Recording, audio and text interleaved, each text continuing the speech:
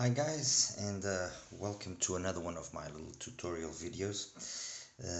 This time I'm going to be talking to you about the Tanchjim Olá. Okay, there we go, Tanchjim Olá. And well, that's basically its original graph. It's been tuned purposely in this manner. The idea, at least that's my take on what was Tanchjim's idea, was to create more of an audiophile style of tuning where the bass is extremely flat and even rolls off, so it kind of has let's say some ethymotic style of tuning associated with it. And the truth is this: I mean, when I reviewed the Ola now recently, a couple of weeks ago, my biggest issue with it wasn't so much its tuning, because I try and approach each earphone with an open mind, and unless it's really very badly done, most of the times I'm actually quite open to accepting what is being attempted. And Tanchjim, I mean, come on, let's be honest, Tanchjim has mountains of knowledge and knows what they're doing. I mean, the Oxygen is a clear example. The HANA 2021, the original HANA even, the Tanya, perhaps of its latest releases, the one that hasn't been received with equal interest and equal enthusiasm has been the Prism, especially because the price hike over the Oxygen wasn't really a price hike which brought with it the increased performance that you would expect from a OnePlus 2 over a single ED. But anyway, on to and back to the Ola. Very flat and thin bass with a very early roll off at around 100 Hz, so very little or no sub bass. And you know, the bass is very thin. It's fine if what you want is ultimate, you know, where you're looking more for details and so on and so forth. And in that aspect, I mean, the mid-range is very decently executed for an IM of this price, and got good extension up top as well, so you can't really complain.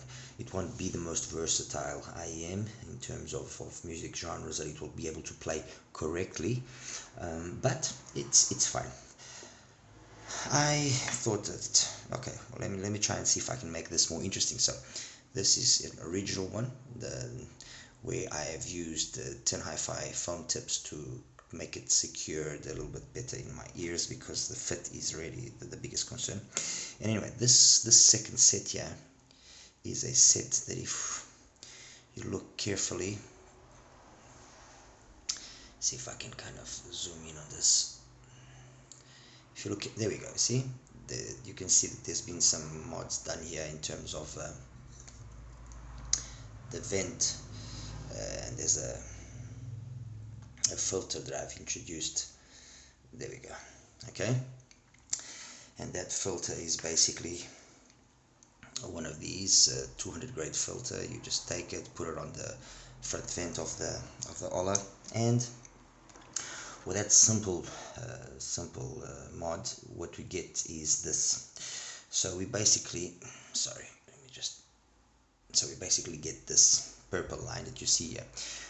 We are able to maintain most of the mid-range and high frequencies as it was, you know, in stock format. But then we give it this nice little bump on the mid bass, which ultimately also increases a little bit the lowers, you know, the sub bass output. It basically gets this little bump here, which, you know, some might say, oh, but it's now bleeding into the mids and this and that and blah. Well, honestly, this little mod and this little increase in performance that we get here, which is about 1, 2, 3, 4 dBs increase, give or take roughly 4 dB increase from well, 20 Hertz up to about 200 Hertz, give or take, is about a 24 dB increase, is noticeable enough to make things way more engaging, way more interesting. And you know, following on that chain of thought, and trying to, well, I wouldn't say improve, because like I said in the beginning, the engineers, or the engineer that designed the Ola, he designed to what he considered was the objective that he wanted. So it's wrong or presumptuous for me to say that I'm improving it. No, I'm adjusting this to my personal taste, to what I like. Okay, so I decided, hold on, let me take another pair, which is this one here.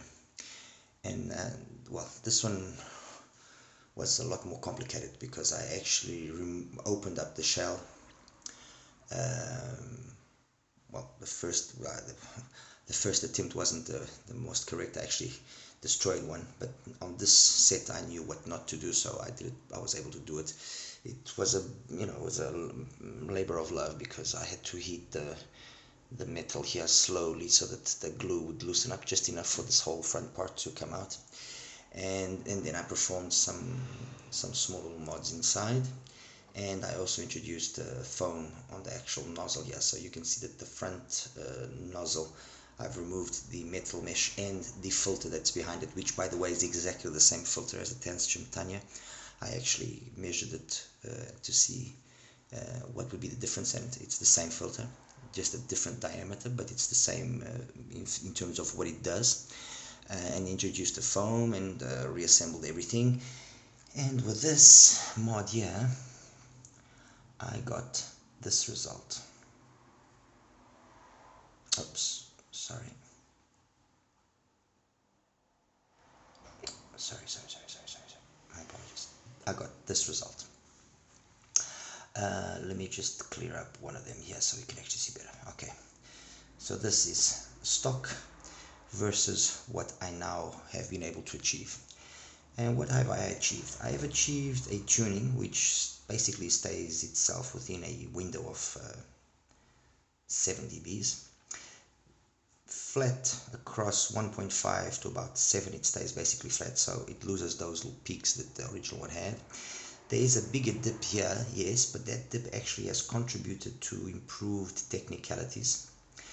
There's still more than enough extension up top, and I've gained this nice curve in the bass, and now there's a roll off from about 50 Hertz down. So yes, I've increased it by 1, 2, 3, 4, 5 dBs more or less over the stock, but the overall sound is way nicer for my ears, much more pleasing, much more satisfying.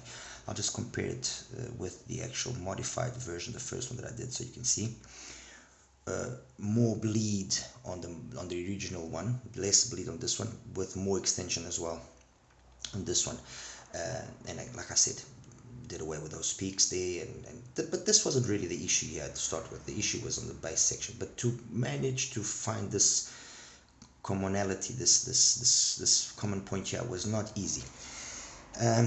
I mean, I can share this mod with those of you that want to know, or rest assured that it's a difficult mod to do, and it requires opening up the shell, and besides opening up the shell, which there's a big potential for damage.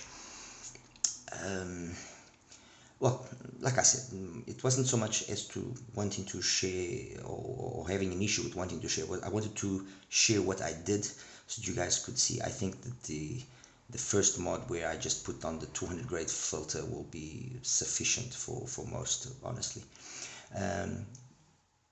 This mod, what basically what are we getting here? Well, this is the curve of, let me just align it here properly, 1 kilohertz.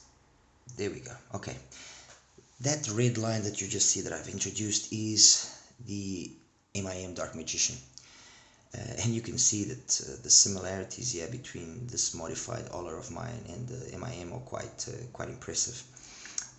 I'm not in any way saying it's now an MIM, no it isn't, but the truth is, how it sounded and how it now sounds, the difference is, for me and for my taste and for my musical choices, monumental. We have basically a 2 dB increase over the MIM in terms of the bass, which is really the only part where there's a bigger difference. and then the rest basically remains itself quite equal. You will notice that there is a difference here between the peaks. One is peaking at 8 and one is peaking at a little bit less, but it will peak at about 8 dBs at 8 kilohertz as well. The difficulty here was trying to maintain this wide bore nozzle, this wide bore tip that I'm using on the Ola to stay in the position that it has to stay. And I was trying to avoid having to hold the actual IM when taking the measurement.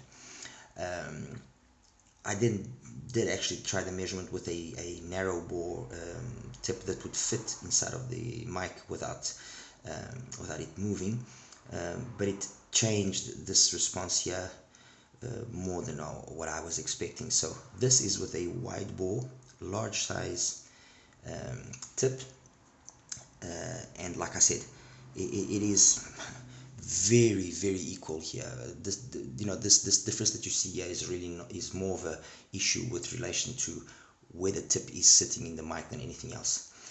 The rest remains itself quite equal, and then there's just this difference here on the bass, which, mind you, a lot of people that have got the MIM, they also wanted a little bit more bass. So in terms of listening, like I said, with the music that I usually listen to, way more coherent, way more flat, way nicer to listen to. It didn't lose any of the magic that the standard unit has in terms of its detailed retrieval capability and so on and so forth. I actually think that it's improved because of that dip that it's got there. It actually has improved its kind of 3D effect, and you know, the sound stage and the imaging. I think it has become better. It has become better.